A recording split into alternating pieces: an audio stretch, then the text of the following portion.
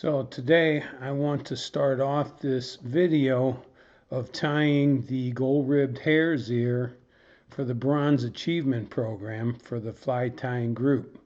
So with that, I would like to show on the mask where you really want to pull your material from.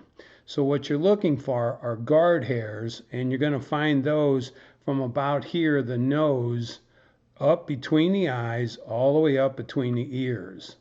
And then you'll find them on the edges of the ears. So with that said, there's a couple of things that we want to be aware of. And one is we've got to tie 3 flies that will be consistent in color, shape, and size. And that includes the guard hair also. So our thorax is a lighter colored fur versus the abdomen. And so with that, we're wanting to pull our guard hair from the ear edges because that'll give us a nice even length guard hair instead of such varied, which is what we're looking for in the tail. So we'll probably pull the tail from up in here to get the guard hair. Now, one of the things that we're looking for in our tail are barring. So the guard hairs up between the ears have more barring on them, as you can see here, than what you'll find down in the front section here by the nose. So let me show you another mask that hasn't been used quite a bit, and you can kind of see the barring here on the guard hairs. So that's what we're going to use for our tail. And then when we get to the thorax, we're going to come up in the top end here, and we're going to pull the darker under fur out of here, along with the guard hairs from the ear up in here for our thorax. And we're going to blend those 2 furs together. Down for the tail, we're going to be using up here, but underneath the abdomen is this lighter tan color underneath the tail guard hairs. So when we cut and clip out our tail guard hairs, we're going to save that under fur and use that lighter tan color there for our abdomen. Now, one of the things that I do want to talk about is consistency. So you want to consistently use the same places off of the mask. So in other words, for all 3 of your flies to have the same colors, then what you want to do is pull your tail from the right or left side of the mask and do all 3 tails from there. When you do the thorax, it's a darker color, so you can vary down in here around the nose. But what you want to do is when you do your tail, make sure you pull it off the same side for all 3 flies, thus giving you that same colored tan underdubbing for your abdomen. That way, all 3 abdomens and all 3 tails will have the same barring and the same tan-colored abdomen. Now, like I said, in the thorax, you're going to be blending, so it's not that critical where you pull off the mask to get your guard hairs here and your darker colored dubbing. But what you want to do is maintain those guard hairs in length that are protruding out of your abdomen. You don't want 20 guard hairs that are over a 1/4 inch long and the rest of them only an 1/8 inch. So the best way to beat that problem is to use the guard hairs off the ears, off the edges here, because these guard hairs are almost all going to be the same length. So when you blend them with the darker dubbing out from down here and using those guard hairs, you're going to pretty much wind up with the same length of guard hairs coming out of your thorax. Okay, so let's get started tying the gold-ribbed hare's ear. So the first thing that we're going to actually put on this size 10 1x long hook, and I'll bend the barb down after I'm done. For demonstration purposes, I wanted to leave it so you could see my proportions. I'm going to take a size 15 thou wire, and the reason for it, lead, is because I want it to be the same diameter as my hook shank. I don't want a bigger wire, lead wire, than my diameter. You can go a smidge smaller and then just add more turns, but for me, I like to match it as close as possible. and I'm going to average out from 10 to 15 is what the pattern calls for. But since I matched my wire size with 15, I'm going to stay with 10. So I'm going to come underneath and wrap away from me. 1, 2, 3, 4, 5, 6, 7, 8, 9, 10, and I'm going to go ahead and wiggle. And now from here, I'm going to scrunch it all together.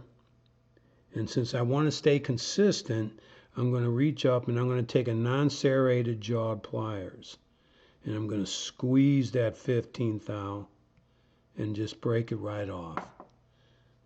So now I can go ahead and put it right there and push everything together. And now what I'm going to do is take my size 8 black thread, and I'm going to go ahead and push my lead back, and I'm going to start about 1/3 of the way back from the eye, and I'm going to go ahead and start to build a dam up right like that, and I'm going to cut my tag.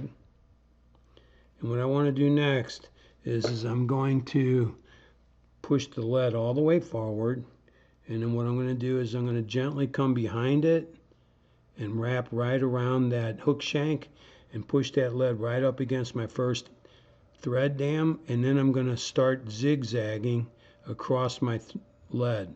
I want you to notice that because I wrapped it in the opposite direction that I'm wrapping my thread, my thread is actually sitting on the top and not dropping down in between the lead wraps. So now I've got it about 2/3 of the way back, and that's going to be one of my starting points for measuring. And I'm going to go ahead now and do touching wraps, and I'm going to come right on back to the base of that barb, and I'm going to use the plumb bob effect of my bobbin to actually find it. Let's go one more wrap, and I'm going to go ahead and check that out.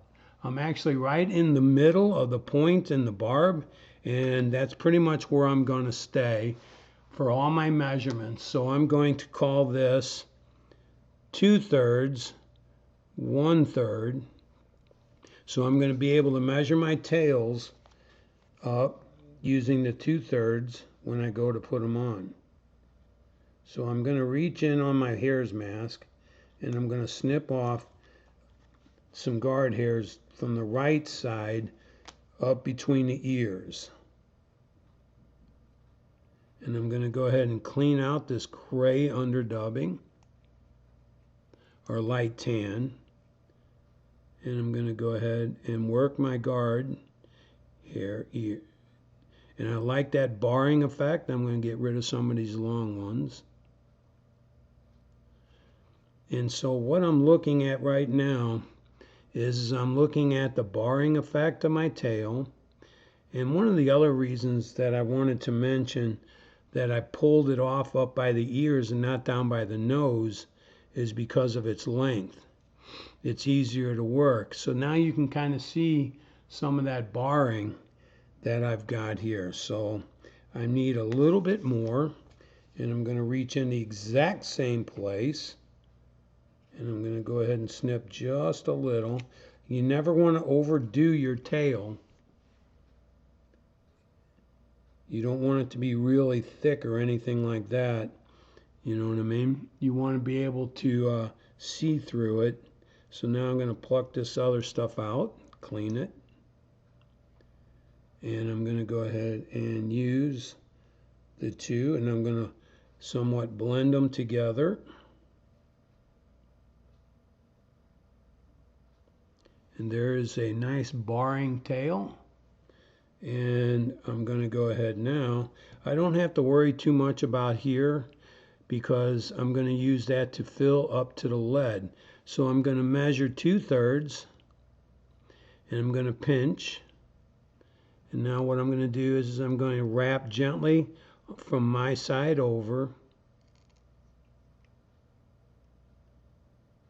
1, 2 wraps. And I'm going to take a look. And I'm going to look first at my barring. I like it. All the tips look pretty even. And from here, I'm going to take a hook that I'm using for measuring. And so it is 2/3 from here to here. And if I go from where I've tied in to the end of my tails, that's as darn close to 2/3. So from there, I'm going to gently come underneath and up under those tails, and then I'm going to wrap over the top, right on the top. So my goal is to be able to see that hook shank all the way around, because I do not want my tails to wrap around that hook shank. I want them on top. So now I'm going to slowly, and I'm not pulling real hard, candy cane forward to the back of my lead.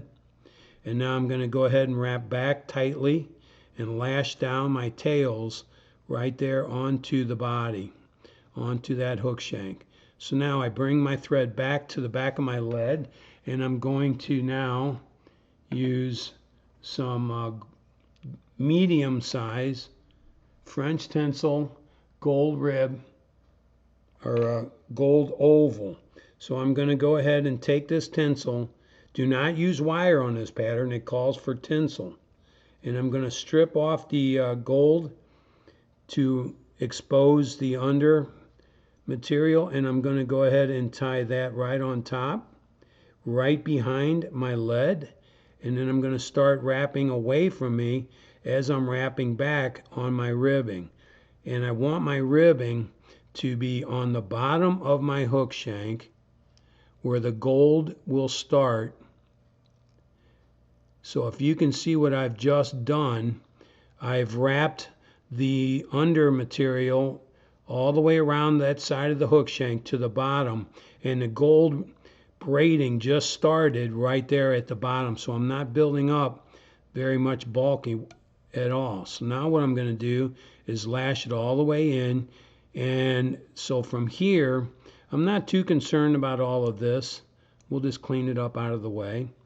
And from here, what I'm looking for, and that is I'm wanting to start to create a carrot shape for my abdomen. And my abdomen is going to be made up of that tan, because the pattern calls for a light colored abdomen. And so I'm using the underfur from the tail when I cleaned it out. So don't lick your fingers. I use a wet pad on my desk, and I'm going to dub my body, my abdomen, with this tan underfur from the tail in between the ears.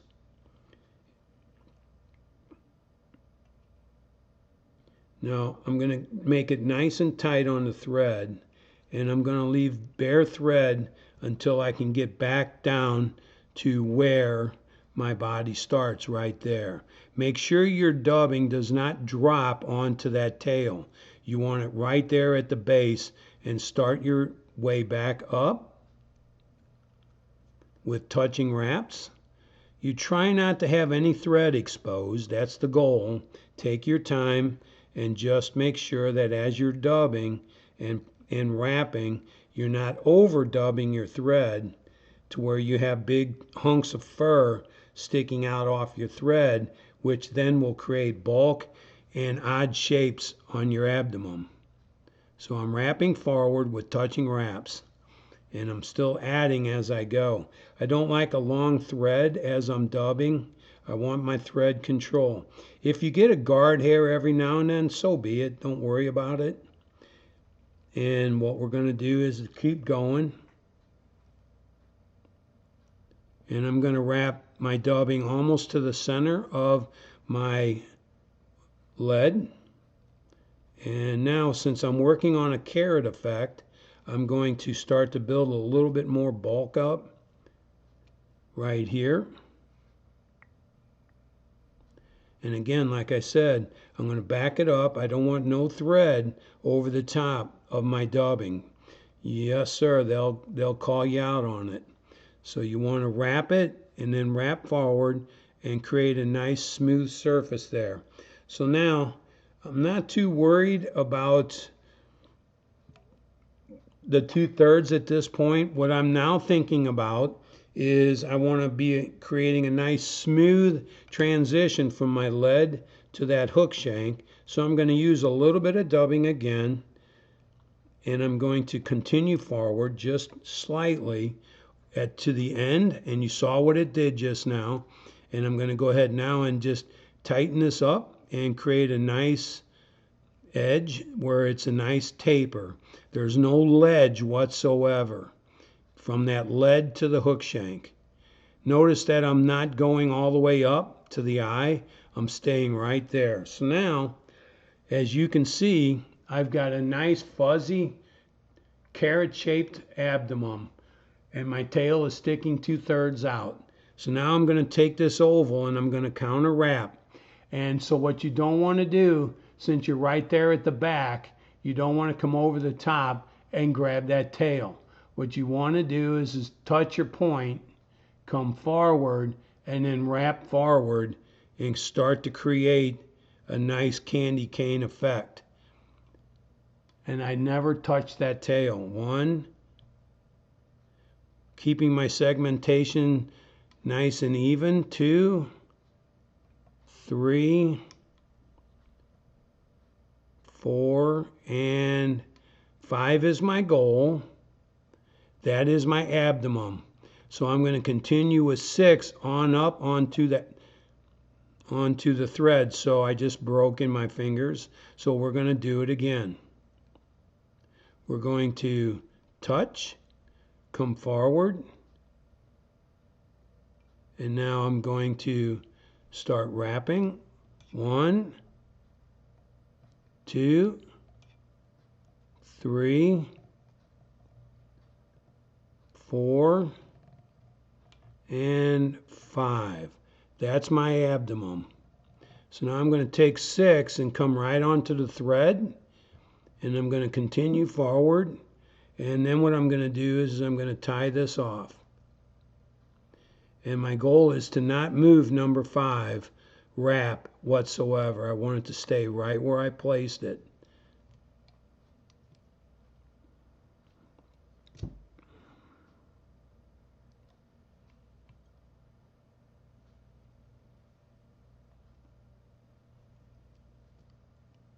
Okay, before I do anything else, I'm going to rotate this and look at my ribbing.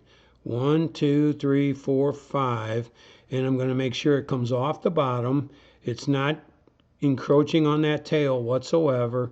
Comes across the top. 1, 2, 3, 4, 5, and if you can see this, number 5 is going to end almost exactly on the bottom of this fly.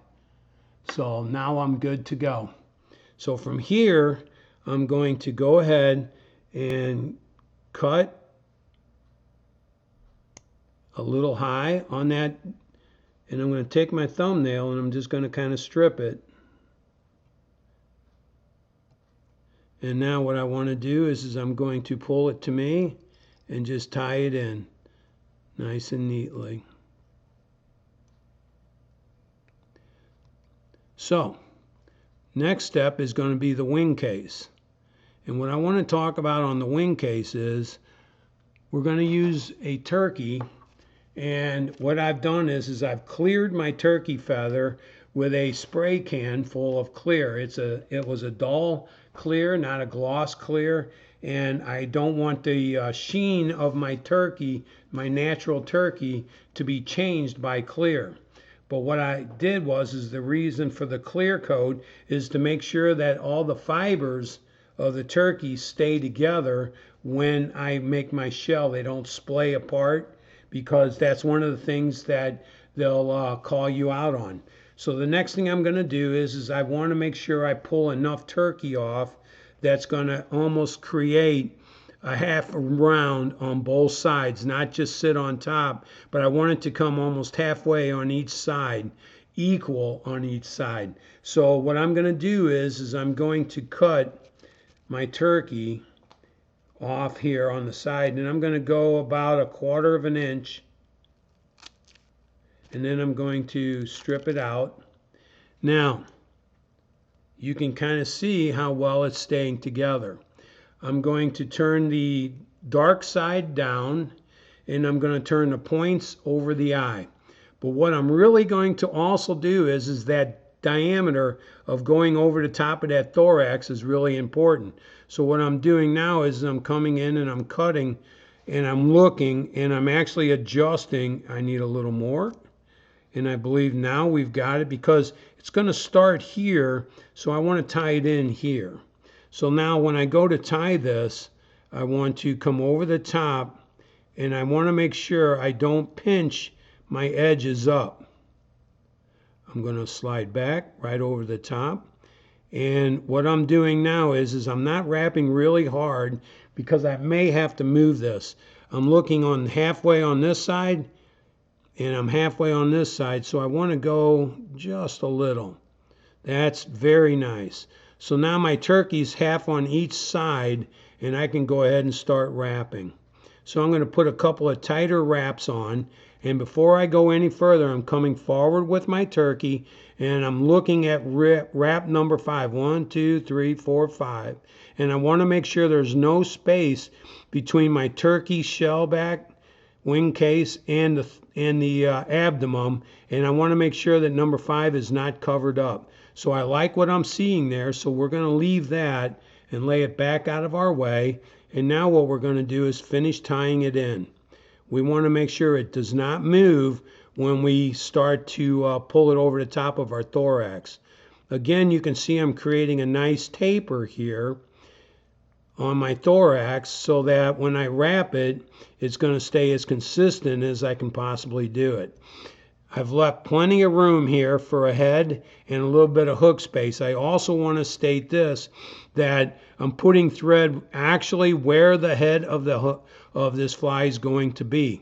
So I'm coming back all the way back to about the middle, and now it's time to start blending. So I'm going to come down and I'm going to get some very dark dubbing from down at the nose area here with some guard hairs. And what I'm doing now is I'm going to actually look at my guard hair and I see some light tan, so I'm going to pull that light tan out and I'm going to set it aside. And now I'm going to come up here to the ear and I'm going to clip out some ear hair, which is the same size guard hair,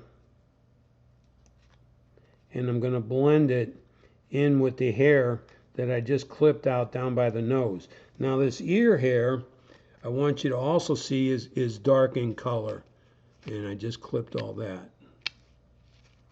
So now what I'm going to do is I'm just going to kind of blend this in my fingers because I really don't want the guard hairs lined up to go all in one direction.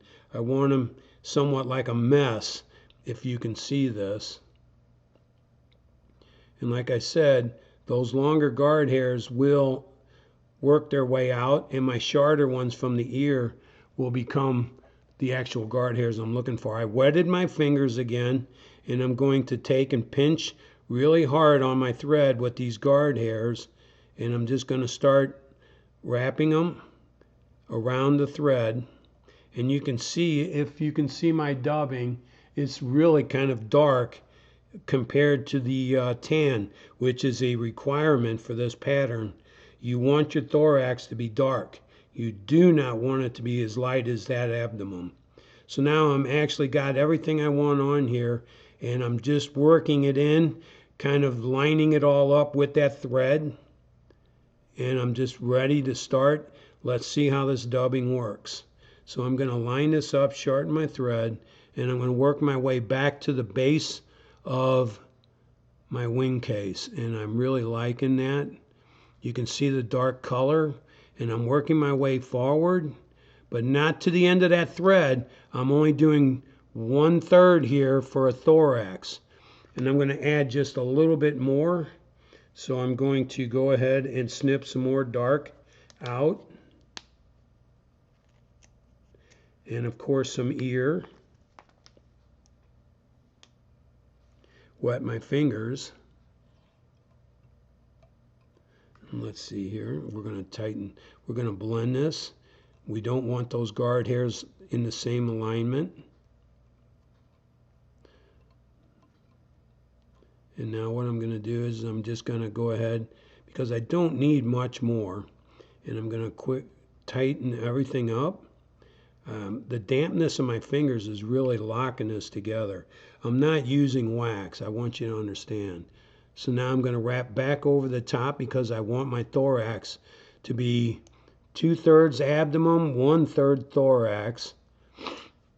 And I'm going to add just a wee bit more. Why? Not for length, but for diameter.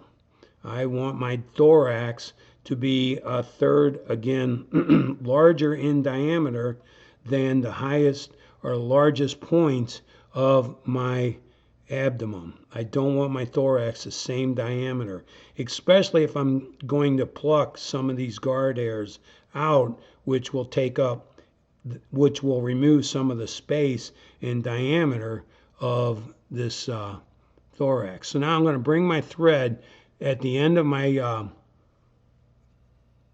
1/3. I'm going to pull everything back, because I'm trying to keep my eye clear and clean. Do your best, and it's kind of hard to do here, keeping those guard hairs out of your eye. So now let's bring the wing case forward, and let's gently bring right over the top. Do not pinch. Don't pinch the sides of your wing case. Make sure they're laying flat, just like the back. I have not cinched it down. I'm just still kind of wrapping, and I'm pulling my wing case forward to keep it tight. So now I'm cinching it down, and I'm going to go ahead and just lock it in, and I'm going thread wrap over thread wrap. I'm not wrapping back. If you can see, the band of thread is really staying right and tight, because the goal is to keep this as 1/3, and if I wrap back with my thread for the head, my thorax will become smaller and smaller in length. So you can't be doing that. So pick your wing case up, use your thumbnail or whatever, and then wrap in front of it nice and gently.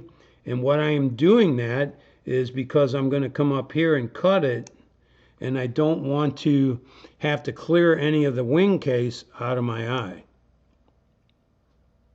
So now what I want to do is double check for any guard hairs that might be running amok on me. Like I said, this is kind of a hard thing to do. And now what I'm going to do is I'm going to start creating the head. And my head, I don't want to have to wrap really hard, because I want all my proportions to stay the same for the next 2 flies also. But what I'm looking to do is create a head the same length as that hook eye is, and I'm going to use the diameter of the hook eye to actually make the head. So let me finish wrapping here. And I'm covering everything up. Again, take your time. This is a very important step. Don't just rush through it. And I like what I'm seeing. So now the head is about the same diameter as that eye is, if you can see it. I'm going to go just a little bit more, and I'm pulling down somewhat, and now I'm ready to whip finish. I got that one guard hair. Okay. So let me get my whip finish, and I'm going to go ahead and whip finish here. There you go. So I'm going to cut this off, and what I'm going to look for right now, and that is proportions. Wing case on both sides equal. Yep. The head. Yep. Do I need to really pluck guard hair out of here? Nope. That looks perfect. I like what I did, and I know for a fact that if I use the same length guard hairs off the ear, I'm not going to have a problem matching all 3 flies with the same length. So now what I want to do is I want to go ahead and take my first coat of head cement, and I'm not getting it on that wing case. and I'm not letting that guard hair soak it up. I want to just keep it right there, and I'm taking my time, and I'm actually using a Sally Hansen's quick dry fingernail gloss. And what it's doing is it's going to dry really fast, and I'll be able to put 2 to 3 coats on in the amount of time that it would normally take other stuff to do. So that's it. That's your gold ribbed hares there. So when you go to turn this fly in, you make sure your guard hairs are all equal in length between the 3 flies. Make sure your head and your thorax and your body and your abdomen and your tail are all exactly the same length as in all 3 flies. Tie them all on a 10 because the 10 is so much easier to look at. One of the things that I want you to see is you can see through my tail. Okay, so when you see through the tail on all 3 flies, then you know you have not overdone your tail by having it too clumped up, and you know that if you can see through it and you can do this and close it up, well then you know that it's got just the amount that you need for all 3. So there you have it, a gold ribbed hares ear. Tails on top of the hook shank, all 5 wraps are all even all the way around. The bottom one ends right at the bottom. How neat is that? Right there. And everything is equal. So that fly there, I will turn in for my required pattern. But I've got now to tie 3 more that are going to be exactly alike. So with that said, here's another one. And you can see that the thorax is just a smidge larger. Nope. They look pretty much the same. So I may turn that pattern in, or that fly, or I've got another one that, yes sir, there it is. Those 2 will go, and I'll tie 1 more later. So the gold ribbed hares there for the Bronze Achievement Program, that's how you do it, and that's how you make everything consistent.